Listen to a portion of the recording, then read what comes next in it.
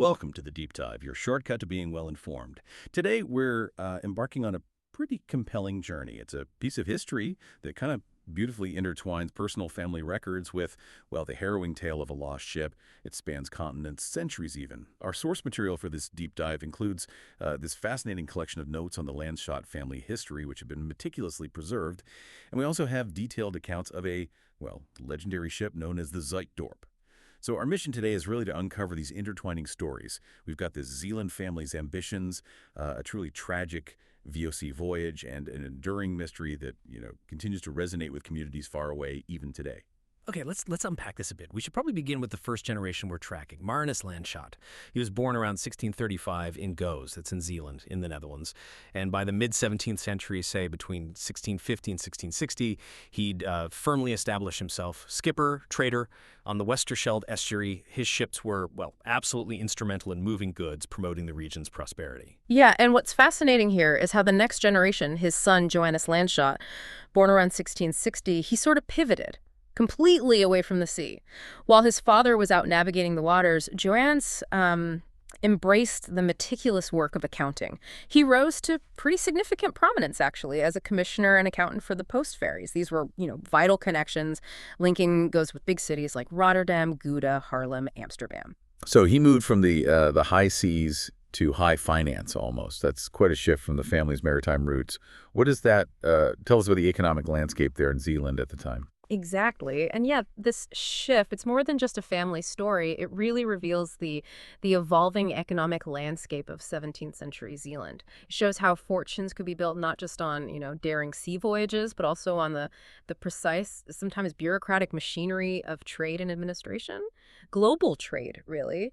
And Johannes' influence grew even further. On July 10, 1715, he got this really important appointment as Dijkreef, or Dijkgraaf, they'd call it. That was for the Goosepolder, Hera Hendrik Skinderen, and Viskerke. Big responsibility. And he later passed that office to his own son, Johannes Jr. But what's really striking, though, is that another son of that first Johannes, Jacobus Landschot, he was born March 11, 1689. He chose a completely different path again. So while his brother's taking over dikes and accounts, Jacobus makes this huge decision. July 1711, he joins the VOC. Was that common for family members to diverge so sharply like that? And maybe just quickly, what exactly was the VOC? Well, that divergence was pretty significant, yeah. Especially considering how the family was, gaining influence on land. Jacobus definitely wasn't following his older brother. And the VOC, right? The Verenigd Oostindische Company, or Dutch East India Company. It was a powerhouse, a colossal trading enterprise. It essentially operated its own navy, had its own colonial outposts, huge. Jacobus enlisted as a corporal for the Zeeland Chamber. And yeah, that choice would lead him far, far from home. Okay, before we follow Jacobus on that grand adventure, it's probably worth just quickly circling back to his brother Johannes Jr. You mentioned he continued the family's accounting legacy, became a sub-sheriff of Goes in 1747, and by 1749, commissioner of ferries for multiple cities. But the records also mention something else, an intriguing detail about him. Ah, yes, indeed. Despite what the records call a notorious addiction to strong drink, he somehow maintained significant influence in city administration. A notorious addiction to strong drink. Wow, and still holding those influential positions. That certainly paints a vivid picture of 18th century municipal politics, doesn't it? Maybe a testament to his competence, perhaps, despite his habits. Okay, so back to Jacobus Landschot. He joins the VOC, and his journey really takes center stage aboard the Zuytdorp. Now, this was a truly impressive ship. Large, robust, three-masted merchant vessel, 1,152 tons. Built right there in Zeeland in 1701. August 1st, 1711, the Zuytdorp departs from Vlissingen. 286 people on board, bound for Batavia, which is modern-day Jakarta. Right. But the journey for the Zuytdorp, it was fraught with tragic challenges almost from the start. They faced unexpected headwinds, really oppressive heat, and that quickly led to widespread sickness among everyone on board. They finally reached São Tomé, that's a Portuguese tropical island, December 15, 1711. They were hoping for much-needed rest, resupply. But this stop, the supposed rest stop, it became, a literal grave for many. São Tomé's coast, especially the marshy parts, was notoriously known as a breeding ground for malaria, other fevers. Conditions on board just got rapidly worse after they left the island on January 4, 1712. So by the time the ship reached Land the Cape ahoy! of Good Hope, that was Prepare March to 20th, dock! 1712, a devastating 112 people had died. That's almost 40%. The settlement looks promising. 40%, wow. A ghost ship before it even reached the Indian Ocean. That's a staggering loss of life. What does that grim detail tell us about just the sheer brutality and risks of these early long-distance voyages? It's a stark reminder, isn't it, of the unimaginable human cost. The brutal reality is just baked into early colonial expansion, long-distance trade. The sheer scale of loss, often from disease, was unfortunately just inherent to the system back then. So when the Zuytdorp finally, limped into the Cape of Good Hope, it was severely damaged. Barely had enough healthy crew to even maneuver. 22 people actually got off the ship there, probably sick, maybe deserting, who knows. These individuals would, in a strange twist of fate, become the only known survivors of that original group that left Zealand. Right. And from the Cape of Good Hope, the Zuytdorp embarked on its final perilous leg. Yes. After about a month of rest, maybe repairs, resupply, the ship, now carrying 156 people, left on April 22nd, 1712. This was for the final and most dangerous leg, crossing the Indian Ocean. Make They sure used the that rigging Brower is route, secure. Which was faster Aye, because it used Captain. strong It'll southerly hold. winds, the roaring 40s. But it also pushed ships perilously close to the unknown west coast of Australia. And tragically, the Zuytdorp never reached Batavia. It just vanished. No trace. It wrecked off the west coast of Australia, roughly 40 miles north of the Murchison River. The year was still 1712. No distress signal was ever received. No survivors returned to tell the tale. The ship just quietly disappeared from the official records in Batavia. For over 2 centuries, that was it. That's where the story lay hidden. Until 1927. It was rediscovered then by a local cattle rancher, Tom Pepper.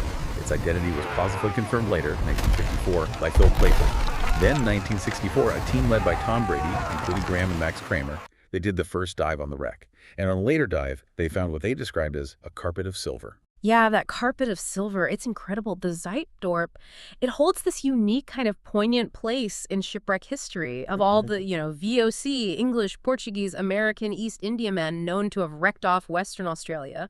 It's the only VOC wreck where absolutely no survivors ever reached Batavia to report what happened, which of course raises that important question. What was the fate of any potential survivors? Did anyone make it ashore? Exactly. Was there any evidence that people actually survived the wreck itself and got to land? Fascinatingly, yes. The evidence strongly suggests survivors did make it ashore, and they camped near the wreck site. They built bonfires, likely using timber from the ship itself, probably hoping to signal passing vessels. But tragically, these fires seem to have been ignored, just dismissed as, native fires in that very remote area. Nobody investigated. From an archaeological point of view, the site is incredibly significant. It's the only ship, I believe, in Western Australia requiring special permission to dive on. There's a 500-meter protected zone around it. And it's yielded just remarkable artifacts. You mentioned the silver, but also lead ingots, a cannon, fragments of the ship's bell, ceramics, pewter plates, various personal items, just amazing stuff. So the mystery of the Zuytdorp then connects to this even older, broader story, this historical narrative about Dutch shipwrecks potentially impacting Aboriginal populations in Western Australia. I mean, I'm thinking of the Batavia wreck in 1628, just a few decades earlier, where those 2 survivors, Jan Pilgrim de Bie and Wouter Loos, were controversially just left on the mainland. Their fate is still a mystery, too. You're absolutely right to connect those dots. Yeah, these events, these wrecks, they've fueled these long-held theories about intermingling between shipwrecked Europeans and local Aboriginal communities. And it goes way back. As far back as the 19th century, you had people like the surveyor Philip Chauncey. He noted observations of natives markedly different from earlier known Aboriginals, having light skin with long, light-colored hair. That's a direct quote. And there have been other reports, too. Linguistic traces like Dutch words supposedly found in indigenous languages. Physical traits, blonde hair, blue eyes, observed in some Aboriginal children over the years, alongside these persistent stories of white men from long, long ago. Right. So these observations, like Chauncey's and others, they were intriguing enough to really spur further scientific inquiry, like Tom van der Villet's discovery of non-traditional Aboriginal findings in caves. That added fuel to the fire, I suppose. Absolutely. The observations were compelling, enough to warrant a deeper investigation using modern science. And that happened in 2002. A major scientific attempt was made to try and definitively resolve this mystery. Geneticists, including Peter de Knyff, led this DNA research project. It involved the Queen Elizabeth II Medical Center in Medlands, WA, and Stellenbosch University in South Africa.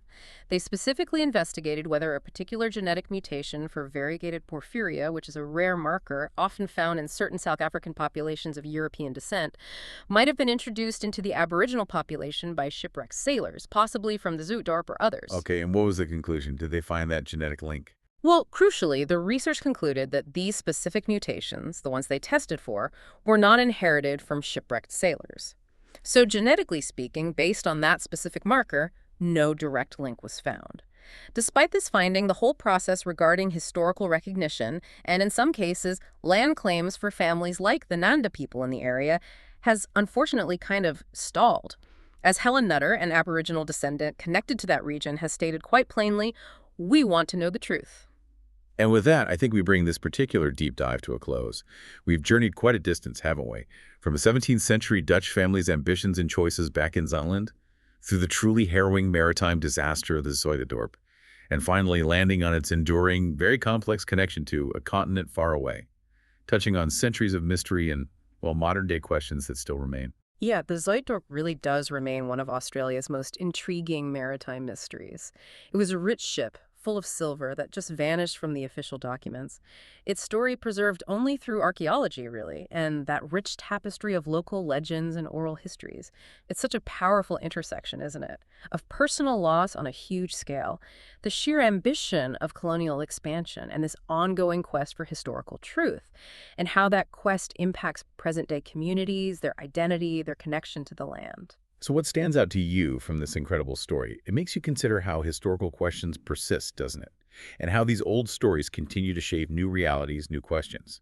Perhaps this deep dive leaves you wondering, as it does me, what other vital truths might still lie waiting to be uncovered, maybe in dusty archives, or perhaps beneath the silent waves connecting moments in history that seem at first glance completely disparate.